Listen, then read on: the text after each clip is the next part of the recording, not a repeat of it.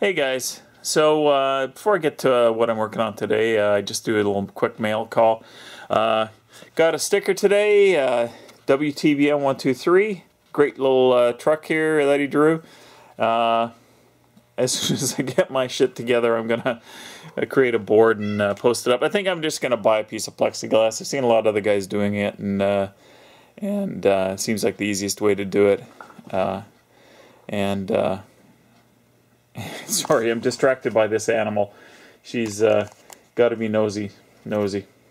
Anyways, I'll get a piece of plexiglass and we'll go from there. Went and bought a set of speakers off of a guy from work. Used set of speakers, put those up. So I got a set of remotes going here. So I got 4 speakers in the shop for some nice surround sound here. What I'm going to work on today is the brakes are, largely finished. I still have to fart around and probably bleed them a couple more times. Ziggy asked if I had bench bled the master cylinder, and the answer is no, I did not. And that's probably going to be part of my problem here, is I probably should have done that. I guess I could still do it. It isn't that big a deal. And who is it? Shoot, I think it was, I'm blanking now. One of the guys said, I'll remember immediately after I say this, one of the guys said he thought I had it the right way around the first time, which was the big reservoir going to the front discs and the smaller reservoir going to the rears. And I'm still not certain of that, and that might be responsible for a lot of my travel, is that one of the other guys was saying that,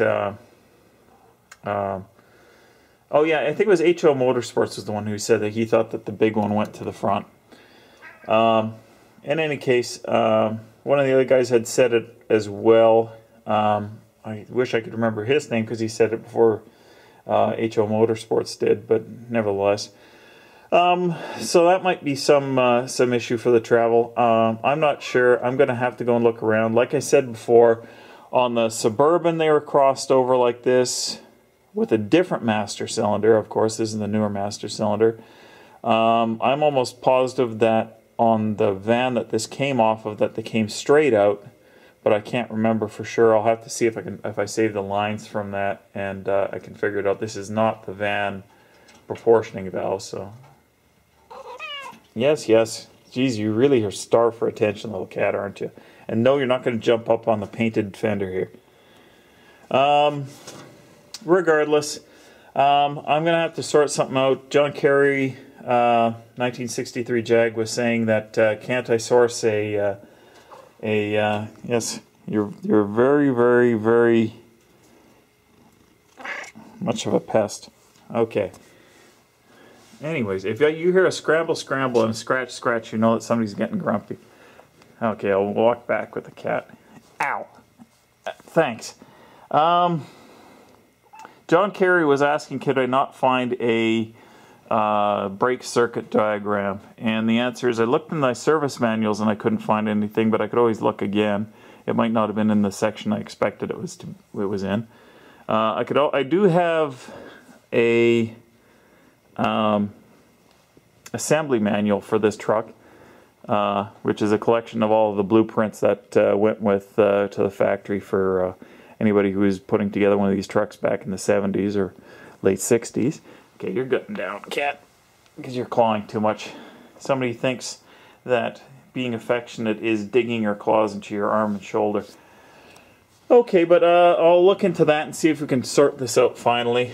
Hard to say. Like I said, the way I've got this set up is this line is going to the front and the rear line is going to the rear. So, it was my understanding that since the pistons and the calipers for disc brakes are bigger diameter than the ones for drums, and it's discs in the front and drums in the rear, that I probably should have the larger reservoir to the front. That was why I hooked up that way initially. I was told differently, and I don't know. I don't know what to believe now. I'm confused enough that I don't know which way to go. Regardless, I can turn these back around the other way they were before. I think, unfortunately, I unmade the original lines. I could cut them up for the flares that were on it. So I can always switch it back the other way it was, you know, and at that time bench bleed this thing, although it bleed in the truck for all the difference it makes. But regardless, I think I've been rambling enough. It's like 5.5 minutes here. We'll go do something here. Well, actually, I'll tell you what I'm going to work on now. Fuel system. Since I'm in the fuel line bending mood, I'll work on the fuel system. This was the tank I planned on putting in the back, and this is a U.S. Army surplus tank that I think was going in some mid-70s or maybe early to late 80s Blazers that the American military used to buy. And I don't have a sender for it. No, it's not too big, well, it probably isn't too big a deal. I'll have to clean that out. You can see all the spider webs in there. Probably slosh something in there. I actually do have some fuel line sealer or conditioner for that, but I'll have to blow it all out and maybe run some solvent through it just to clean it out a bit. Regardless, I'm rambling again. I don't have a sender for this. Senders tend to be pretty expensive, I was surprised to find out. And I'm not sure if a stock sender will work because I know that the return, there isn't a return on a stock sender for this year of truck. Here's a stock sender. Much smaller diameter, but it doesn't have a return. You can see that somebody maybe thought there might be one, but there isn't one. So I'll have to see what I can do. This is the tank out of the van. It's actually a much bigger tank, but it's not in as nice a shape, and I don't know if it'd fit where I want to put it. But the sender for it might work, which it does have a return, and I'm assuming that's the vent. You know, like there's a return, supply return, and it's a vent that I assume is going to the rear, but that doesn't make as much sense as I would think. Actually, no, it does make some sense, because this probably was positioned that way. The two lines went to the front, and that was the vent that went to the filler line.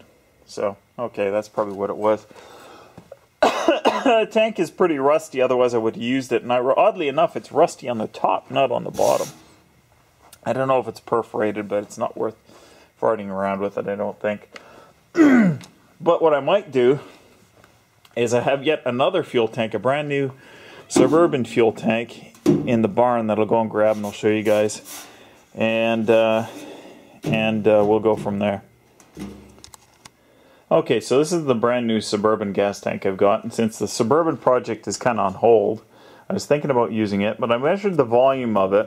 Whoops, a little bit of imbalance there, but nevertheless, I measured the volume of it, and it's about 16%, if you like a nice precise number, smaller than this tank.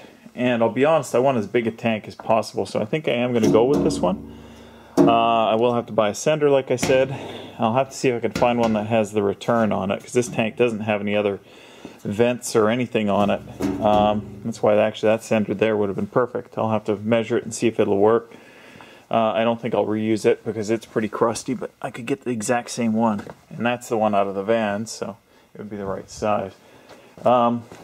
This tank, on the other hand, does have everything with it, including a sender and all of the mounting hardware here and straps and everything, even though the straps don't look like they'd work. Nevertheless, I will probably not use this one. I'll save this one for the Suburban project on the hope that it'll work. But I went and I grabbed it just so I could see what it looked like and see if it would work. It has certainly no shortage of fittings on it.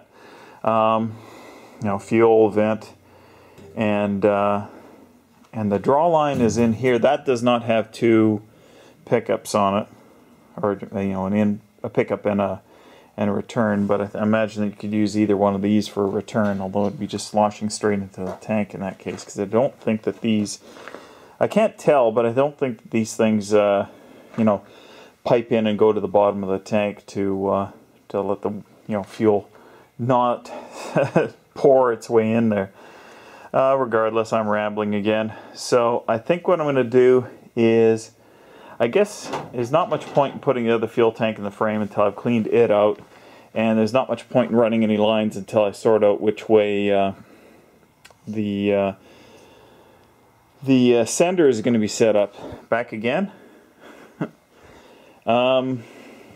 So I might just knock off for the night.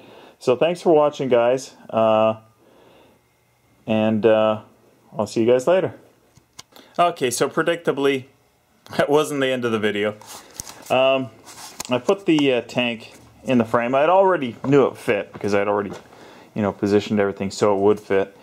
But I figured I'd put it in here so to get some idea. It might look like it's sitting high. I could tuck it underneath the frame, but it's not necessary. The deck of the thing will be certainly above this level here. And actually, I suppose I could tuck it down just to give me a little bit of extra space. I wanted to dump out the rear, if you're wondering why I did this here. I always liked that on my old 72 Chevelle, the fact that you could put it on the back and then there was no hassle with trying to figure out which side of the fuel filler was on. You just pulled up far enough that you could, pull the tank over and do that. I also got this trick fuel filler quite a long time ago. It was another thing that was supposed to go on the Suburban. And it's something from Biker's Choice. It's this trick filler that you just turn it and it pops out and then you can unscrew it. And I figured I'd weld that into the back of the back panel of the truck, and that can be the filler for it. So just something there. In any case, I guess I'll go and I'll grab the sender out of that other tank, and we'll pop it in here and see if it'll fit. And maybe I can either clean that one up and save myself a few bucks, get a new gasket for it here, or I can price out what a new sender would cost that would fit this tank, and go from there. Okay, yeah, like I kind of figured that other tank is deeper than this one, so this would never fit, and getting the same one as this wouldn't work. But it looks like it is the same size. I could take the ring off here and verify that by just seeing if that'll screw down. But if I wanted to use this one, I would have to minimally cut the pickup down, but I'm not going to be able to get this out. Yeah, let me pause you guys for a second. Okay, so that's the sender, and I did take that ring off and I verified that it would fit in that hole. So this is the right, era of sender for this tank. But it occurred to me that if I really was, keen on reusing this sender, and I don't think there's anything wrong with it, I could just as easily, bend those 4 or 3 joins in it just a little bit more, and it would take out the, inch or so extra depth that that tank needed. So, but I think what I'll do is I will look up some senders, see if I can get one that has the return and the pickup, and go from there. And see if I can order a new one if they're not going to be too expensive. I spent enough on this truck. Enough on this truck is new that buying a new sender isn't exactly a big deal. Regardless, until I resolve that, I guess there's no point in routing any lines yet. That looks to me like that's bigger than 3/8, and that looks smaller than 3/8, but I assume that was 3/8, but maybe it is 3/8. Yeah, I guess a little bit of a flare on it makes it look a little bit bigger. Okay, anyways, I'm rambling again, so I'll knock off and do some research tonight.